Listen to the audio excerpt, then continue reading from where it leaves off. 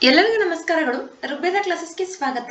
ನಾವು ಈ ದಿನ ಸೆಪ್ಟೆಂಬರ್ 11ರ ಪ್ರಚಲಿತ ವಿದ್ಯಮಾನಗಳ ಬಗ್ಗೆ ತಿಳಿದುಕೊಳ್ಳೋಣ. ರಾಷ್ಟ್ರೀಯ ಅರಣ್ಯ ಹುತಾತ್ಮರ ದಿನ 2025. ನಾವು ಪ್ರತಿ ವರ್ಷ ಸೆಪ್ಟೆಂಬರ್ 11ರಂದು ರಾಷ್ಟ್ರೀಯ ಅರಣ್ಯ ಹುತಾತ್ಮರ ದಿನವನ್ನ ಆಚರಿಸುತ್ತೇವೆ. ದೇಶದ ಅರಣ್ಯಗಳು ಮತ್ತು ವನ್ಯಜೀವಿಗಳ ರಕ್ಷಣೆಗಾಗಿ ತಮ್ಮ ಪ್ರಾಣವನ್ನೇ ಅರ್ಪಿಸಿದವರ ತ್ಯಾಗವನ್ನ ಗೌರವಿಸಲು ಭಾರತದಲ್ಲಿ ವಾರ್ಷಿಕವಾಗಿ ಸೆಪ್ಟೆಂಬರ್ 11ರಂದು ರಾಷ್ಟ್ರೀಯ ಅರಣ್ಯ ಹುತಾತ್ಮರ ದಿನವನ್ನು ಆಚರಿಸಲಾಗುತ್ತದೆ. ಇತ್ತೀಚೆಗೆ ಆಚರಿಸಲಾದ ರಾಷ್ಟ್ರೀಯ ಅರಣ್ಯ ಹುತಾತ್ಮರ ದಿನದಂದು ಸಂರಕ್ಷಣಾ ಕಾರ್ಯಗಳಲ್ಲಿ ತೊಡಗಿದ್ದಾಗ ಮಡಿದ ಅರಣ್ಯ ಇಲಾಖೆ ಸಿಬ್ಬಂದಿಗೆ ಶ್ರದ್ಧಾಂಜಲಿಯನ್ನ ಸಲ್ಲಿಸಲಾಯಿತು. ದೇಶದ ಅರಣ್ಯಗಳು ಮತ್ತು ವನ್ಯಜೀವಿಗಳ ರಕ್ಷಣೆಗಾಗಿ ತಮ್ಮ ಪ್ರಾಣವನ್ನೇ ಅರ್ಪಿಸಿದವರ ತ್ಯಾಗವನ್ನು ಗೌರವಿಸಲು ಭಾರತದಲ್ಲಿ ವಾರ್ಷಿಕವಾಗಿ ಸೆಪ್ಟೆಂಬರ್ 11ರಂದು ರಾಷ್ಟ್ರೀಯ ಅರಣ್ಯ ಹುತಾತ್ಮರ ದಿನವನ್ನು ಆಚರಿಸಲಾಗುತ್ತದೆ. ನೈಸರ್ಗಿಕ ಸಂಪನ್ಮೂಲಗಳ ರಕ್ಷಣೆಯ ಪ್ರಕ್ರಿಯೆಯಲ್ಲಿ ಕೆಲವು ಅಪಾಯಗಳನ್ನು ಅನುಭವಿಸಿದ ರಕ್ಷಣಾತ್ಮಕ ಪರಿಸರವಾದಿಗಳು ಮತ್ತು ಅರಣ್ಯ ಸಿಬ್ಬಂದಿಯನ್ನು ಈ ದಿನವು ಗೌರವಿಸುತ್ತದೆ. ಈ ದಿನವು 1730ರಲ್ಲಿ ಮಾರ್ವಾರ ರಾಜ್ಯದಲ್ಲಿ ನಡೆದ ಕೇಜರ್ಲಿ ಹತ್ಯಾಕಾಂಡದ ನೆನಪಿಗೆ ಸಂಬಂಧಪಟ್ಟಿದೆ.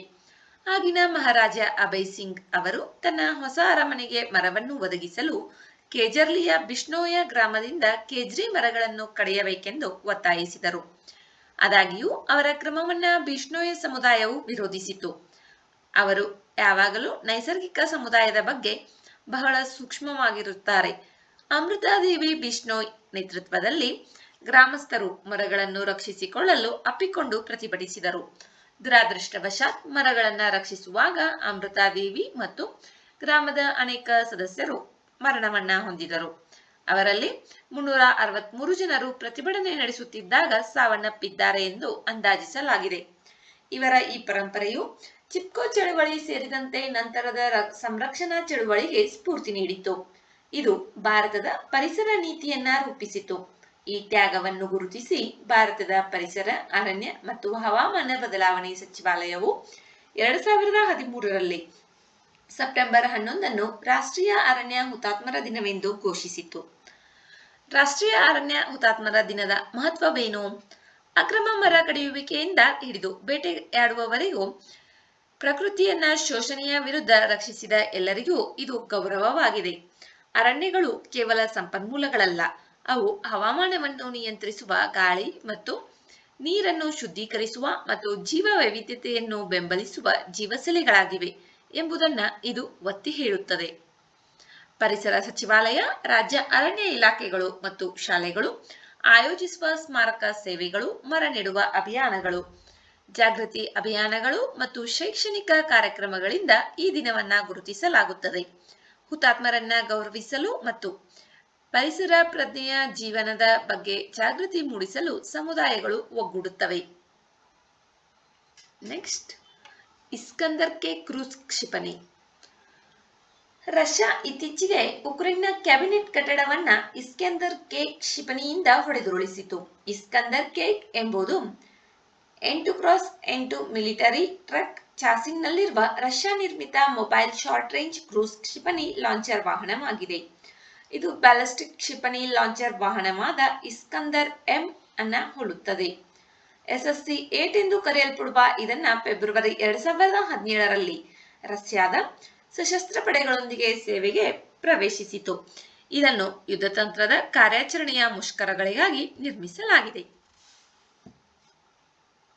ನೆಕ್ಸ್ಟ್, ಆದಿ ಸಂಸ್ಕೃತಿ ವೇದಿಕೆ. ಏನಿದು ಆದಿ ಸಂಸ್ಕೃತಿ ವೇದಿಕೆ? ಆದಿ ಸಂಸ್ಕೃತಿ ವೇದಿಕೆಯು ಬುಡಕಟ್ಟು ಕಲಾ ಪ್ರಕಾರಗಳಿಗೆ ಪರಂಪರೆಯನ್ನ ರಕ್ಷಿಸಲು, ಜೀವನೋಪಾಯವನ್ನ ಸಕ್ರಿಯಗೊಳಿಸಲು ಮತ್ತು ಭಾರತದ ಬುಡಕಟ್ಟು ಸಮುದಾಯಗಳನ್ನ ಪ್ರಪಂಚದೊಂದಿಗೆ ಸಂಪರ್ಕಿಸಲು ಪ್ರವರ್ತಕ ಡಿಜಿಟಲ್ ಕಲಿಕಾ ವೇದಿಕೆಯಾಗಿದೆ. ಇತ್ತೀಚೆಗೆ ಬುಡಕಟ್ಟು ವ್ಯವಹಾರಗಳ ಸಚಿವಾಲಯವು ಆದಿ ಸಂಸ್ಕೃತಿಯ ಬೀಟಾ ಆವೃತ್ತಿಯನ್ನ ನವದೆಹಲಿಯ ಭಾರತ ಮಂಟಪದಲ್ಲಿ ಆದಿ ಕರ್ಮಯೋಗಿ ಅಭಿಯಾನದ ರಾಷ್ಟ್ರೀಯ ಸಮ್ಮೇಳನದ ಸಂದರ್ಭದಲ್ಲಿ ಅನಾವರಣಗೊಳಿಸಿತು.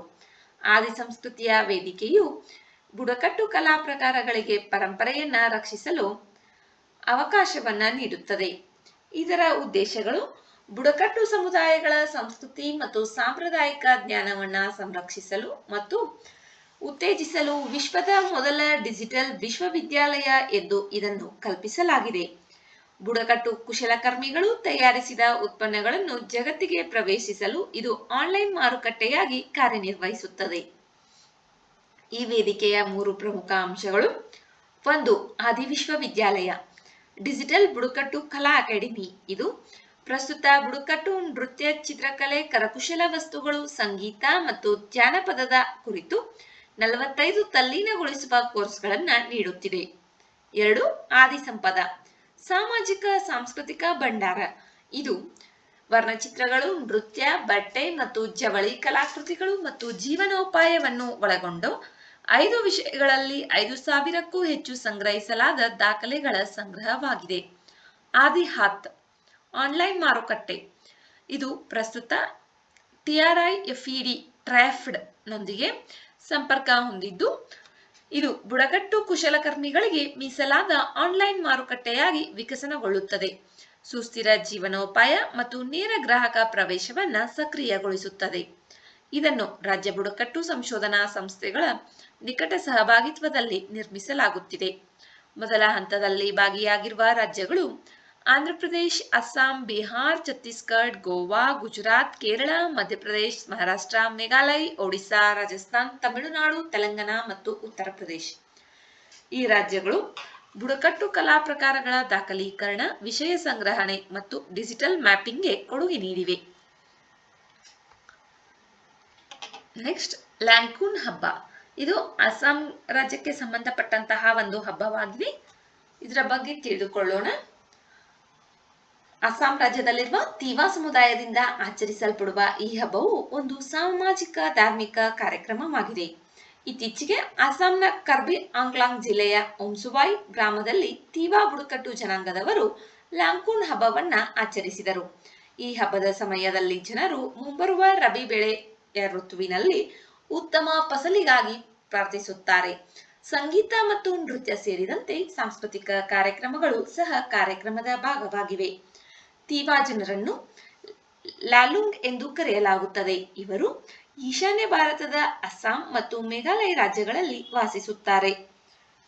ಇವರಲ್ಲಿ 2 ವಿಧಗಳಿವೆ: ಹಿಲ್ ತಿವಾಸ ಮತ್ತು ಬಯಲು ತಿವಾಸ. ಹಿಲ್ ತಿವಾಸ ಅಥವಾ ಬೆಟ್ಟ ತಿವಾಸ ಇವರು ಅಸ್ಸಾಂನ ಕರ್ಬಿ ಆಂಗ್ಲಾಂಗ್ ಜಿಲ್ಲೆ ಮತ್ತು ಮೇಘಾಲಯದಲ್ಲಿ ವಾಸಿಸುತ್ತಾರೆ. ಇವರು ಟಿಬೆಟೋ ಬರ್ಮನ್ ಭಾಷೆಯನ್ನ ಮಾತನಾಡುತ್ತಾರೆ. ಬಯಲು ತಿವಾಸ ಇವರು ಬ್ರಹ್ಮಪುತ್ರ ಕಣಿವೆಯ ದಕ್ಷಿಣ ದಂಡೆಯಲ್ಲಿ ವಾಸಿಸುತ್ತಾರೆ. ಇವರು ಅಸ್ಸಾಮಿ ಭಾಷೆಯನ್ನ ಮಾತನಾಡುತ್ತಾರೆ.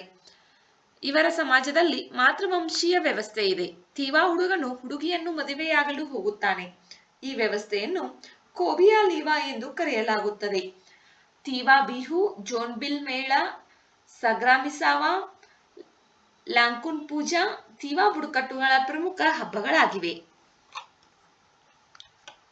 Next, innovation for defence excellence.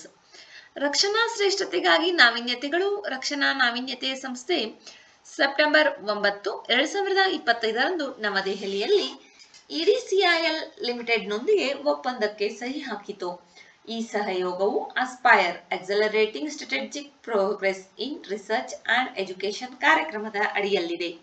ರಕ್ಷಣಾ ಪರಿಣಿತಿಯನ್ನ ಉದಯೋನ್ಮುಖ ಎಡ್ಟೆಕ್ ಪರಿಹಾರಗಳೊಂದಿಗೆ ಸಂಪರ್ಕಿಸುವುದು ಮತ್ತು ಐಡೆಕ್ಸ್ನ ನಾವೀನ್ಯತೆ ಮಾದರಿಯನ್ನು ನಾಗರಿಕ ವಲಯಕ್ಕೆ ವಿಸ್ತರಿಸುವುದು ಇದರ ಉದ್ದೇಶವಾಗಿದೆ.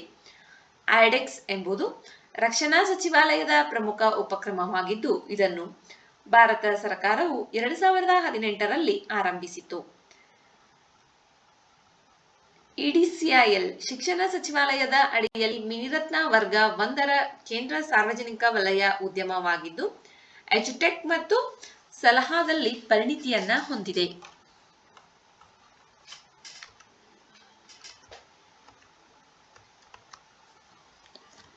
ವಿಡಿಯೋದಲ್ಲಿರುವ ಮಾಹಿತಿ ಉಪಯುಕ್ತವೆನಿಸಿದರೆ ವಿಡಿಯೋಗೆ ಒಂದು ಲೈಕ್ ಮಾಡಿ. ಮತ್ತಷ್ಟು ಮಾಹಿತಿಗಾಗಿ ನಮ್ಮ ಚಾನೆಲ್ನಲ್ಲಿರುವ ವಿಡಿಯೋಗಳನ್ನು ವೀಕ್ಷಿಸಿ. ಮುಂಬರುವ ವಿಡಿಯೋಗಳು ಮತ್ತು ಮಾಹಿತಿಗಾಗಿ ನಮ್ಮ ಚಾನೆಲ್ ಅನ್ನು ಸಬ್ಸ್ಕ್ರೈಬ್ ಮಾಡಿಕೊಳ್ಳಿ. ನಿಮ್ಮ ಸ್ನೇಹಿತರೊಂದಿಗೆ ಹಂಚಿಕೊಳ್ಳಿ.